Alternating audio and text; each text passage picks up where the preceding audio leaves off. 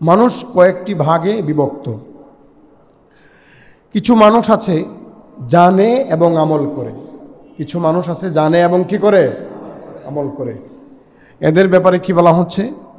রব্বুল আলামিন বলেন, ইহদিনাস সিরাতাল মুস্তাকিম সিরাতাল্লাযীনা আন'আমতা আলাইহিম গায়রিল মাগদুবি আলাইহিম ওয়ালাদ-দাল্লিন।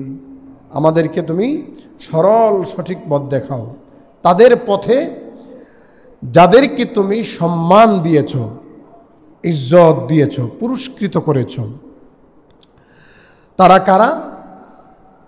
যদি আমরা তাদের গবেষণা করতে চাই, তারা হলেন নবিয়্যিন, সিদ্দিকিন, শুহাদা, নেককারগণ, সালেহিন। এরা পৃথিবীতে সবচেয়ে স্বচ্ছ মানুষ, যারা জানে এবং আমল করে, যারা জানে এবং কি করে, আমল করে। এদের কোয়ালিটির ব্যাপারে বলা হচ্ছে, মুহাম্মাদুর রাসূলুল্লাহ ওয়াল্লাযীনা মাআহু আশিদ্দাউ আলাল কুফফার রুহামাউ বাইনাহুম তারাহুম ركعا سجدا يبتغون فضلا من الله ورضوانا। মুহাম্মদ সাল্লাল্লাহু আলাইহি ওয়াসাল্লাম কার রাসূল? আল্লাহর রাসূল। তার সঙ্গী সাথী যারা, তারা পরস্পরে বিনম্র বিনয়ী, অর্থাৎ মুমিন মুমিনাত যারা আছে তাদের প্রতি বিনম্র বিনয়ী, যারা নেককার, সালেহাত, সালেহীন তাদের প্রতি বিনম্র বিনয়ী। যে কোনো অন্যায় এবং কাফেরদের ক্ষেত্রে এরা অতীব কঠিন এবং কঠোর অবস্থানে, যে আমরা কখনো অন্যায়টাকে মেনে নেব না, আমরা কখনো অন্যায়টাকে কি করব না, মেনে নেব না, সাপোর্ট করব না বা করি না। এটা হচ্ছে তাদের কোয়ালিটি, যারা জানে এবং আমল করে। তাদের ব্যাপারে রব্বুল আলামিন বলেছেন, ইন্নাল্লাযীনা আমানু ওয়া আমিলুস সালিহাতি কানাত লাহুম জান্নাতুল ফিরদাউসি নুজুলা। নিশ্চয়ই যারা ঈমানদার এবং আমলে সালেহাত, নেক কাজ করে, তাদের জন্য আল্লাহর পক্ষ থেকে পুরস্কার হিসেবে ডিক্লার হলো, ঘোষণা হলো, তারা জান্নাতুল ফিরদাউসে থাকবে চিরকাল, চিরদিন, ইনশাআল্লাহ। এর মধ্যে কোনো সন্দেহ নাই। তারা সব সময় বিশ্বাস পোষণ করে, লালন করে আকীদা, যে আল্লাহ তাআলা যা আমাদেরকে দিয়েছেন এটাতেই রয়েছে কল্যাণ, এর বাহিরে সামান্যতম কোনো কল্যাণ আর বাকি নাই। এজন্য এই শ্রেণীর মানুষটা, এই শ্রেণীর মানুষগণ সর্বাগ্রে সামনের কাতারে থাকবে। দ্বিতীয় প্রকারের মানুষ হলো জানে কিন্তু আমল করে না। জানে কিন্তু কি করে না? জানে কিন্তু আমল করে না। রব্বুল আলামিন তাদের ব্যাপারে পরিষ্কার কোরআনুল কারীমের মধ্যে বলেছেন, ওয়ামা কাদারুল্লাহ হাক্কা কদরিহি। আল্লাহকে তারা যথাযথ মূল্যায়ন করেনি, মর্যাদা দেয়নি। ক্বালু মা আনজালাল্লাহু আলা বাশারিম মিন শাই। তাদের বক্তব্য হলো মানুষের প্রতি কোনো কিতাব নাজিল করা হয় নাই। তাদের বক্তব্য কি? মানুষের প্রতি কি নাজিল করা হয় নাই? কিতাব নাজিল করা হয় নাই। অথচ আল্লাহ কি বলেন? কুল মান আনজালাল কিতাবাল্লাযী জাআ বিহি মূসা। হে নবী, আপনি বলেন, আদম আলাইহিস সালাতু ওয়াস সালামের যত সন্তান রয়েছে, আম্বিয়ায়ে কেরাম, নবীগণ, নবী আদম সহ তার যত নবীগণ সন্তান রয়েছে, সমস্ত নবীগণের উপর আল্লাহ তাআলা কিতাব নাজিল করেছেন কি করেন নাই? করেছেন। মূসা আলাইহিস সালাতু ওয়াস সালামের উপর তাওরাত, ঈসা আলাইহিস সালাতু ওয়াস সালামের উপর ইনজিল, এবং দাউদ আলাইহিস সালাতু ওয়াস সালামের উপর জাবুর, কোরআন নাজিল করেছেন হযরত আদমের সন্তান সর্বশ্রেষ্ঠ নবী মুহাম্মদুর রাসূলুল্লাহ সাল্লাল্লাহু আলাইহি ওয়াসাল্লাম। তোমাদের কি হলো? কিতাব নাজিল যদি মানুষের উপর হয় তাহলে তোমরা বলো এরা তো মানুষ, আবার বলো যে ফেরেশতার উপর কেন নাজিল হলো না, আবার যখন ফেরেশতাকে পাঠানো হয় তখন তোমরা বলো যে ফেরেশতা তো খায় না, দেয় না, বাচ্চা দেয় না, লেনদেন করে না, এরা তো আর মানুষের সমস্যা বুঝবে না। কোন দিকে যাও তোমরা? এই হলো মানুষের মেন্টাল পরিস্থিতি। আল্লাহ তাআলা যখন যেদিক থেকে তাদেরকে কোনো কল্যাণের জন্য কোনো কিছু দেন সেখানেই তারা প্রশ্ন করে, সেখানেই তারা গোলমাল, সেখানেই তারা একটা পেজগি লাগানোর চেষ্টা করে, ঝগড়া বাঁধানোর চেষ্টা করে। এই জন্য আল্লাহ বলেছেন, দেখো তুমি বলে দাও যে মূসা আলাইহিস সালাতু ওয়াস সালামের উপর কিতাব নাজিল করা হয়েছে, সেখান থেকে তোমরা কিছু কিছু পৃষ্ঠায় লিপিবদ্ধ করে কিতাব আকারে তোমাদের যেটা মনে চাইছে তোমরা সেটা প্রকাশ করেছো। ওয়াতুখফুনা কাসীরা, এবং অধিকাংশ বিষয়গুলো তোমরা তোমাদের মন চাহাত, তোমাদের চাহিদা অনুযায়ী এগুলো তোমরা গোপন করেছো। রব্বুল আলামিন বলেন, ওয়া উল্লিমতুম মা লাম তা'লামু আনতুম ওয়ালা আবাউকুম, তোমাদের বাপ দাদারা যা কিছু জানতো না সেই ব্যাপারে তোমাদেরকে শিক্ষা দেওয়া হয়েছে। আর শিক্ষা আমাদেরকে দিয়েছেন কে? ওয়াত্তাকুল্লাহ, তোমরা যদি আল্লাহকে ভয় করো রব্বুল আলামিন তোমাদেরকে শিক্ষা দিবেন। শিক্ষা দেওয়ার যখন যে বিষয়টা আমাদের সামনে এসেছে সেই বিষয়টা আমাদের সামনে উন্মোচন করে দেন কে? জীবনের প্রত্যেকটা অঙ্গনে আপনার যখন যে বিষয়টা প্রয়োজন আপনার মেধায়, আপনার যোগ্যতায় সেট আপ করে দেন কে? আল্লাহ। আল্লাহ বলছেন যে তোমাদেরকে শিক্ষা দিয়েছেন তিনি। হ্যাঁ নবী, আপনি এবার তাদেরকে তাদের ক্রীড়া, তাদের শয়তানি, তাদের আড্ডাবাজি, তাদের ঠাট্টা মশকরার উপরে ছেড়ে দেন। আর কিচ্ছু বলতে হবে না, তাদের সব কিছু দেওয়া হয়েছে। তাদের পরিস্থিতিটা কি? এই যে সুবিধাবাদ জিন্দাবাদ, কিতাবের আয়াত যদি আমার পক্ষে হয় আলহামদুলিল্লাহ হুজুর আপনি খুব ভালো বলেছেন। বর্তমান সময়ের নেতা খাতারা দেখেন না কি বলে, হুজুর খুব ভালো বলছেন। আর যদি কিতাবের কোনো বিধান তাদের বিপক্ষে যায় তখনই বলে বেশি যে এই কোরআন দিয়ে রাজনীতি চলবে না, কোরআন দিয়ে এই চলবে না, কোরআনকে আপনার কুলুষিত করা যাবে না। কত সুন্দর শব্দ, কোরআনকে কুলুষিত করা যাবে না। ওরা সারা জিন্দেগি কুলুষিত থাকবে কিন্তু কোরআনকে কুলুষিত করা যাবে না, শব্দটা প্রয়োগ করে কি? তার মানে জিন্দেগিতে আমাদের কোরআন দরকার নেই। কোরআন যে মানুষকে পরিষ্কার করে, পরিচ্ছন্ন করে, রাসূলের হাদিস আর আদর্শ যে মানুষকে জীবনকে পরিচ্ছন্ন করে, এই জিনিসটা তারা তাদের রাজনৈতিক জীবন থেকে ডিলিট করে দিচ্ছে। এই জন্য বহু মানুষ ব্যক্তিগত জীবনে ধার্মিক হওয়া সত্ত্বেও রাজনৈতিক জীবনে এগুলো নাস্তিক, কাফের, বেঈমান, এর মধ্যে কোনো সন্দেহ নাই। কোনো ব্যক্তি যদি ব্যক্তিগত জীবনে ধার্মিক হয় আর রাজনৈতিক জীবনে কোনো নাস্তিক, কোনো বাম রাম দলে বিশ্বাসী হয়, তাহলে এই লোকটা ব্যক্তিগত জীবনে ধার্মিক হওয়া সত্ত্বেও কাফের। ব্যক্তিগত জীবনে ধার্মিক হওয়া সত্ত্বেও কি কাফের? কারণ তুমি তোমার লাইফের একটা অংশে কোরআনকে স্বীকার করেছো আর একটা অংশে কোরআনকে অস্বীকার করেছো। আপনাদের জিজ্ঞেস করতে চাই, কোরআন পরিপূর্ণ অপূর্ণ? অসম্পূর্ণ পরিপূর্ণ? পরিপূর্ণ। অতএব চিন্তা ভাবনা করে চলবেন, ইহুদিদের মতো হইেন না। আল্লাহ তাআলা সমস্ত কিছুর দৃষ্টান্ত কোরআনে দিয়েছেন। এই জন্য তিনি বলেছেন এদের অবস্থা হলো, ইয়া আহলাল কিতাবি লিমা তালবিসুনাল হক বিল বাতিলি ওয়া তাকতুমুনাল হক ওয়া আনতুম তা'লামুন। হে আহলি কিতাব, হে তাওরাতের কিতাবদারি, হে ইনজিলের অনুসারী, হে জাবুরের অনুসারীরা, তোমরা কেন সত্যের সাথে মিথ্যার সংমিশ্রণ করতেছ?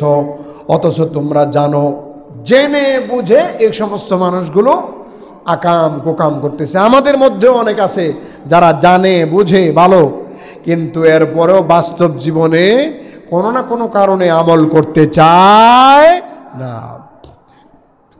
এই কোয়ালিটি হলো ইহুদিদের।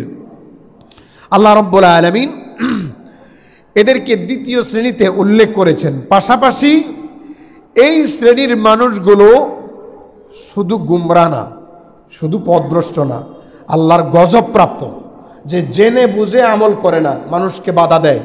এরা আল্লাহর পক্ষ থেকে অভিশপ্ত একটা দল। কার পক্ষ থেকে? আল্লাহর পক্ষ থেকে। 3 নাম্বার হলো যারা আমল করে কিন্তু কিছু জানে না।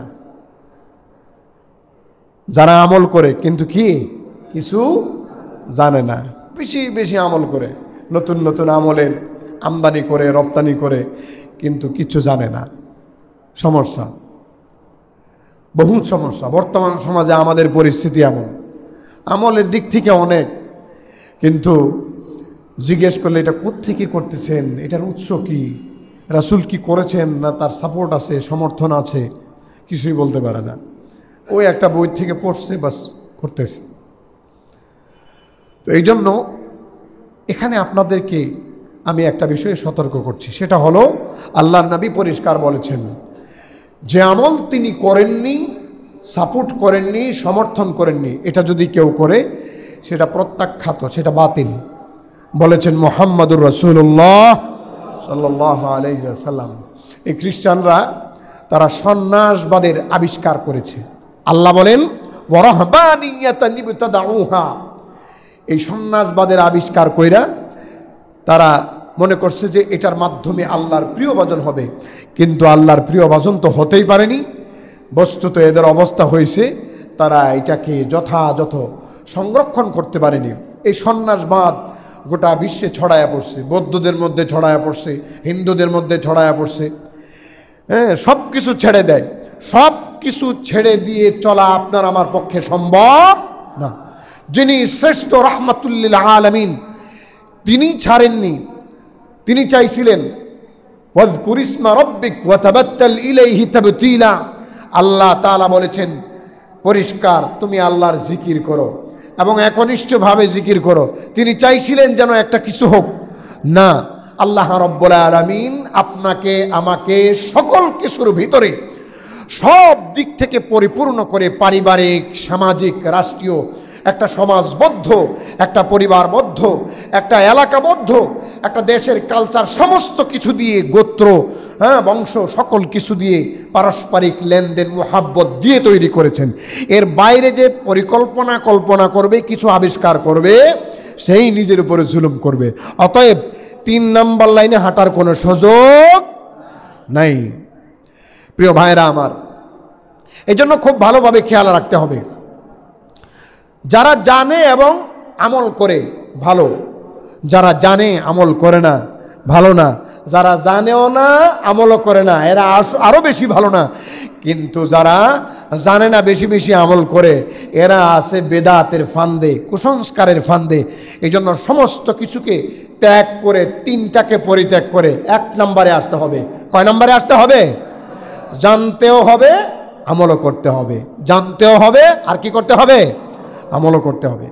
লিয়াজুর দিক থেকে মানুষ পৃথিবীতে 4 শ্রেণীর মানুষের সাথে সম্পর্ক রাখে। কয় শ্রেণীর মানুষের সাথে? আপনি কোন শ্রেণীর মানুষের সাথে সম্পর্ক রাখবেন সেটা আপনি এখন নির্ণয় করবেন। নাম্বার 1, মানুষের সাথে মানুষের সম্পর্ক হয় খাদ্যের মতো। যে সমস্ত মানুষের সাথে আপনি খাদ্যের মতো সম্পর্ক করবেন, এরা হচ্ছে সমাজের চরিত্রবান, বিজ্ঞ হযরতে উলামায়ে কেরাম এবং প্রথম শ্রেণীর মানুষগুলো। কেন রাখবেন? 1 নম্বর হলো আল্লাহ রাব্বুল আলামিন বলেছেন, ইন্নামা ইয়াখশাল্লাহা মিন ইবাদিহিল উলামা। পৃথিবীতে সবচেয়ে বেশি যারা আল্লাহকে ভয় করে তারা হলো হযরত উলামায়ে কেরাম। তারা কারা? উলামায়ে কেরাম। 2 নম্বর হলো বিশ্বনবী আরবি মুহাম্মদুর রাসূলুল্লাহ সাল্লাল্লাহু আলাইহি ওয়াসাল্লাম বলেছেন যে সমস্ত হক্কানি উলামায়ে কেরাম সমস্ত নবীগণের ওয়ারিস। ইন্নাল উলামা ওয়ারাসাতুল আম্বিয়া, নবীগণের ওয়ারিস। এই জন্য তাদের সাথে আপনি সম্পর্ক রাখবেন খাবারের মতো। 3 নম্বর হলো কেন আপনি বিজ্ঞভাজন চরিত্রবান হযরত উলামায়ে কেরামের সাথে আপনার জীবনের সম্পর্ক রাখবেন খাবারের মতো। ওই সমস্ত উলামায়ে কেরাম আল্লাহর পক্ষ থেকে সত্য বর্ণনার ক্ষেত্রে, সত্য গোপন না করার ক্ষেত্রে আল্লাহর সাথে অঙ্গীকারাবদ্ধ। কার সাথে? রব্বুল আলামিন বলেছেন, ওয়া ইদ আখাযাল্লাহু মিসাকাল্লাযীনা উতুল কিতাবা লাতুবাইয়িনুন্নাহু লিন-নাসি ওয়া লা তাকতুমুনা। আল্লাহ তাদের থেকে অঙ্গীকার নিছেন যেন তারা স্পষ্ট বর্ণনা করে এবং গোপন না করে। এই জন্য অনেক সময় নিজের মতের পক্ষে, নিজের মতের বিপক্ষে গেলেও উলামায়ে কেরাম তার দায়িত্ব পালন করে যায়। আপনার ভালো লাগুক না লাগুক সেটা বলেই দেয়, কারণ তারা আল্লাহর কাছে অঙ্গীকারাবদ্ধ। কেন আপনি ওই সমস্ত ভালো চরিত্রবান উলামায়ে কেরামের সাথে, বিজ্ঞভাজন মানুষের সাথে সম্পর্ক রাখবেন? 4 নম্বর কারণ হলো আল্লাহ রাব্বুল আলামিন বলেন, ফালাউলা নাফারা মিন কুল্লি ফিরকাতিন মিনহুম তাইফাতুল লিয়াতাফাক্কাহু ফিদ্দীন। একদল উলামায়ে কেরামকে আল্লাহ তাআলা সমাজের জন্য বাশির নাদির বানাইছেন, সতর্কতা এবং ভীতি প্রদর্শনকারী হিসেবে নির্ধারণ করেছেন। তারা বলবে, কেউ ঠেকাতে পারবে না, যে যেদিক থেকে গুমরাহ হবে তার গুমরাহিগুলো স্পষ্ট আকারে বলবে। এই জন্য তাদের সাথে সম্পর্ক রাখতে হবে খাবারের মতো। কিসের মতো? খাবার না খাইলে যেমন জীবন বাঁচে না, এই সমস্ত মানুষের সাথে সম্পর্ক না রাখলে আপনার ঈমান বাঁচবে না। বলেন কি বাঁচবে না? ঈমান বাঁচবে না। কেন আপনি তাদের সাথে সম্পর্ক রাখবেন?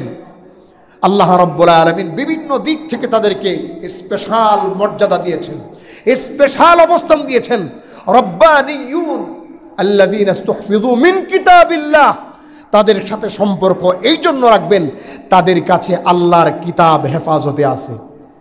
আল্লাহর কিতাব কি আছে? আপনার সন্তান কোরআনে হাফেজ আলেম, আপনার সন্তানের ভিতরে আল্লাহ তাআলা কোরআনকে সংরক্ষণ করছেন কি করেন নাই? করছেন। বুঝা শুনা চলবেন।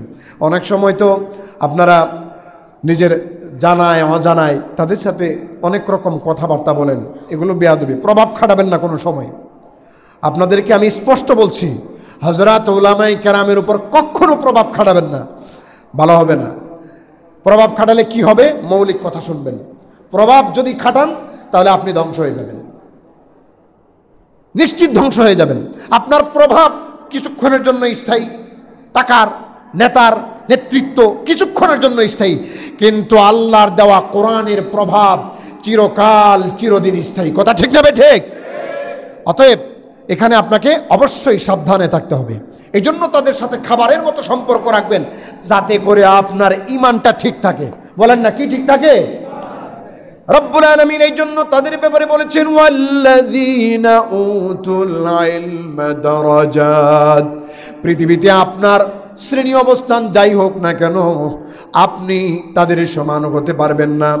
ইলমের কারণে, কোরআনের মর্যাদার কারণে আল্লাহ রব্বুল আলামিন তাদেরকে উপরে উঠায়া রাখছেন। লাভ নাই। আমি যদি আল্লামা আজিজুল হক সাহেবের সাথে হিংসা করি, তাহলে আমি কি তার সমান হইতে পারবো? সম্ভব?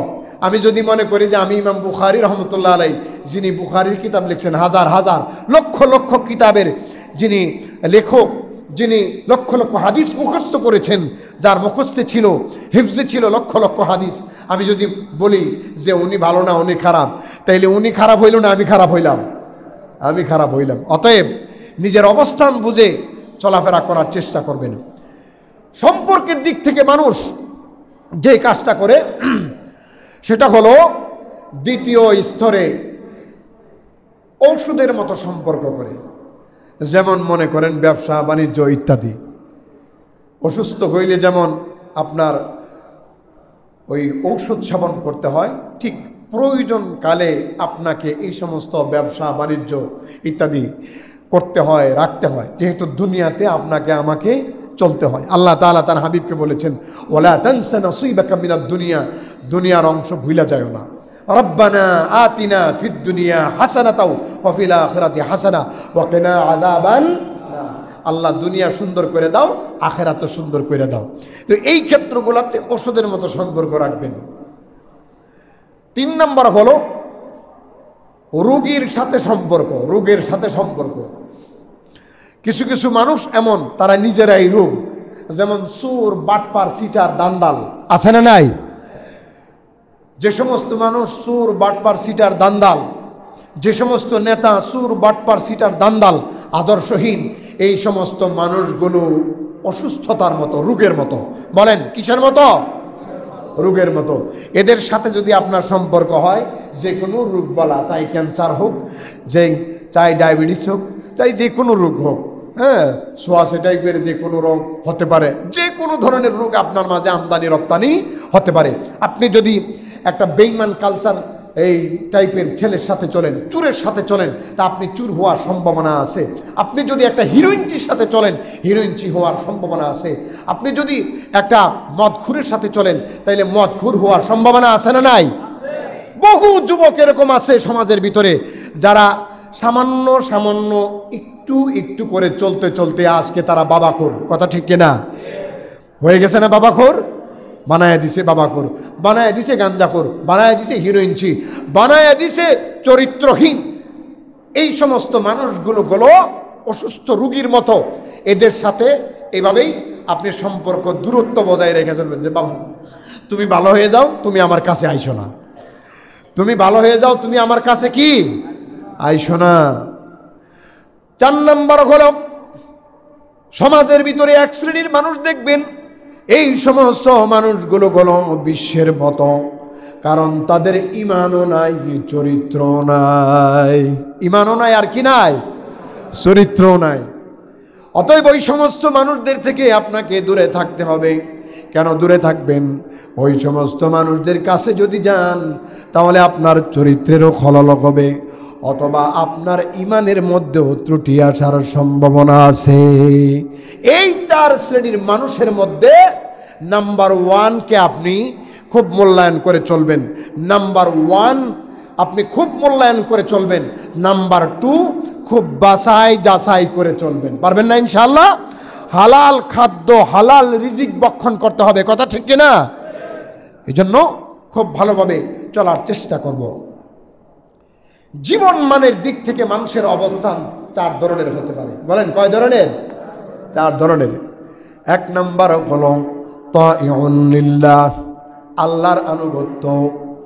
পাশাপাশি এই লোকটা জীবদ্দশায় খুব সুন্দরভাবে চলতেছে, সহায় সম্পত্তি ভালো, স্ত্রী বিবি বাল বাচ্চাও ভালো।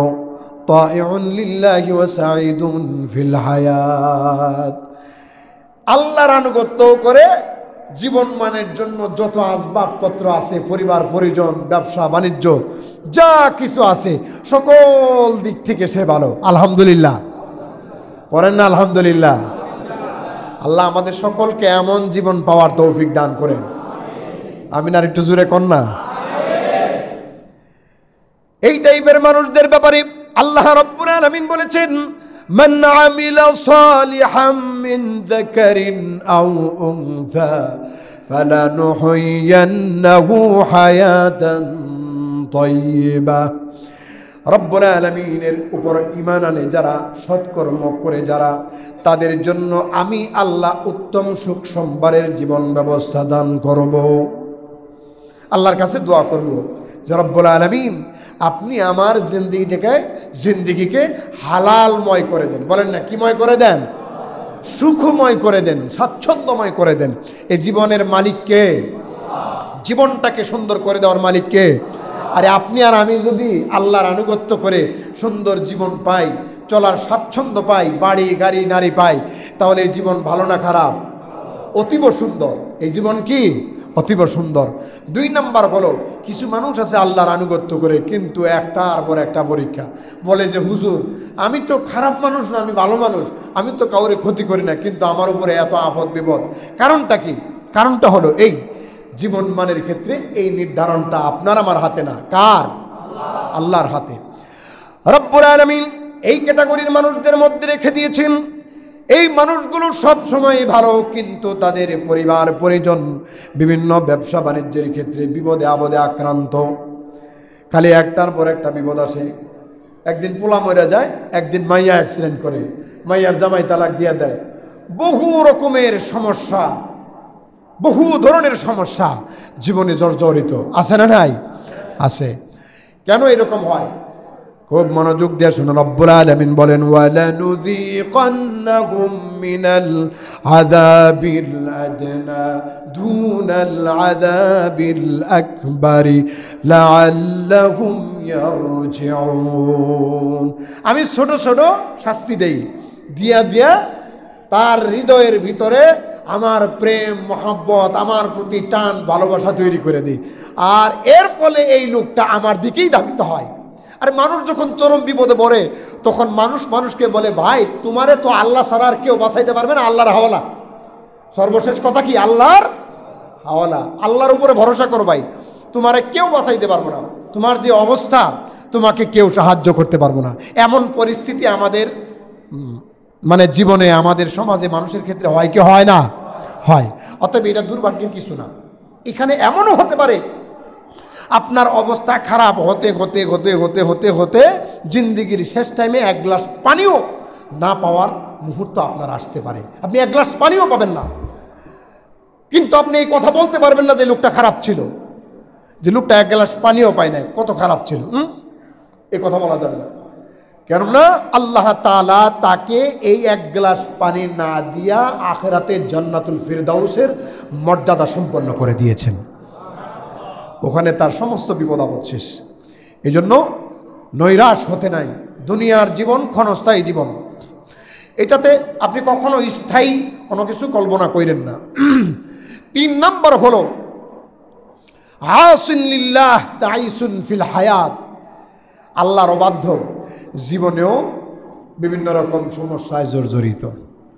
আল্লাহর অবাধ্য জীবনেও সমস্যায় জর্জরিত। আমেরিকাতে বহু লোক আছে বাড়িঘর নাই, আছে না নাই? জাপানে বহু লোক আছে তাদের জীবন সঙ্গী নাই, মদ খায়া পড়ে রয়েছে, একাকিত্ব জীবন কাটতেছে। জাপানের এইগুলো দেখেন আপনারা বিভিন্ন সাইটগুলোতে, ওদের অবস্থা কি? এদের আস্তে আস্তে আস্তে আস্তে জনসংখ্যার দিক থেকে তারা কমে আসতেছে। বিভিন্ন সুখী সমৃদ্ধ সুইজারল্যান্ডের দিকে তাকায়েন, এদের অবস্থানগুলো নিয়ে একটু গবেষণা করেন, আত্মহত্যা করে, এত কিছু আছে। এরপরেও দেখবেন পৃথিবীর উন্নত দেশগুলোতে হাজার হাজার হাজার হাজার গৃহহীন বাস্তুবিদাহীন মানুষ আছে, আছে না নাই? লক্ষ লক্ষ মানুষ আছে। তো কতদিন আগে আমি আমেরিকার একটা বাস্তুহীন এই মানুষদের একটা প্রতিবেদন দেখতেছিলাম। দেখলাম যে একটা স্টেট আছে, এখানে অনেক সময় সামরিক সরঞ্জামের পরীক্ষা করা হয়, ওই স্টেটে তারা বসবাস করতেছে কোনো রকম। তো এদের অবস্থান হলো এরা আল্লাহরও অবাধ্য, জীবনেও কিচ্ছু নাই, দুনিয়াতেও কপাল পোড়া, আখেরাতেও কি শেষ। 4 নম্বর পয়েন্ট, বড় ভয়ঙ্কর পয়েন্ট, সেটা হলো আল্লাহর অবাধ্য কিন্তু তারা জীবদ্দশায় সুখী সমৃদ্ধ। এই সমস্ত মানুষগুলো বলে যে আল্লাহ বলতে কিচ্ছু নাই, কিয়ামত বলতে কিচ্ছু নাই, আমাদের কিচ্ছু হবে না, ওমা যুন্নু আন তাবিদা হাযিহি আবাদা, কখনো এগুলো ধ্বংস হবে না। এদের চেতনায় সবসময় এরকম একটা মন মানসিকতা থাকে যে আমাকে আল্লাহ তাআলা এরকম অবস্থাই তৈরি করেছেন, আমি নেতৃত্বের জন্য তৈরি, আমি কখনো প্রজা হব না, আমি কখনো গরিব হব না, আমি কখনো ধসের মধ্যে পড়ব না, আমি এই জন্যই তৈরি। তারা সব সময় এই ধোঁকাটার মধ্যেই পড়ে থাকে। এটাই বড় ভয়ঙ্কর একটা বিষয়। এই মুসলমান, যদি আপনাদের ঈমানের সমস্যা সৃষ্টি না হতো, প্রত্যেকটা কাফের, বেদিন, মুরতাদ, প্রত্যেকটা শয়তান এরকম টাইপের মানুষদেরকে আল্লাহ তাআলা স্বর্ণ রূপা হীরা জহরত দিয়া বাড়িঘর বাইন্দা দিতেন। আপনাদের জিজ্ঞেস করি, দুনিয়া চিরস্থায়ী না ক্ষণস্থায়ী? ক্ষণস্থায়ী। তো এদেরকে সোনা দানা দিয়া বাড়িঘর বাইন্দা দিলে সমস্যা কি? আপনার আমার একটা গতি আছে, এদের কোনো গতি নাই। আপনার আমার জীবনের শেষ আছে এবং চিরস্থায়ী সুখ সমৃদ্ধের অবস্থানের শুরু আছে, শেষ হবে না। কিন্তু যারা আল্লাহর অবাধ্য, দুনিয়াতে কিছু পায় নাই, অথবা আল্লাহর অবাধ্য দুনিয়াতে সুখ সমৃদ্ধ পাইছে, এদের অবস্থাটা কি একটু চিন্তা করেন। এদের অবস্থার কথা যদি পড়ি অনেক মায়া হয়। আমরা দোয়া করি আল্লাহ তাআলা এদেরকে হেদায়েত দান করেন। আমিন কর না কেন? আরো জোরে কোন আমিন। এই হচ্ছে পরিস্থিতি। এই জন্য খুব ভালোভাবে খেয়াল রাখতে হবে যে আপনার আমার অবস্থান যেন 1 নম্বরে হয়, আর যদি 2 নম্বরেও হয়, যদি দুনিয়ার জীবদ্দশায় এ আসবাবপত্র পরিমাপ অথবা পর্যাপ্ত পরিমাণে না পাই, তবু আল্লাহর কাছে সবর করে ধৈর্য ধারণ করে ঈমানের পথে অটল থাকবো। পারবো না ইনশাআল্লাহ? ইনশাআল্লাহ। আল্লাহ তাআলা আমাদের সকলকে বিষয়গুলো বোঝার এবং এর উপর আমল করার তৌফিক দান করুন। ওয়া আখিরু দাওয়ানা আলহামদুলিল্লাহি রাব্বিল আলামিন।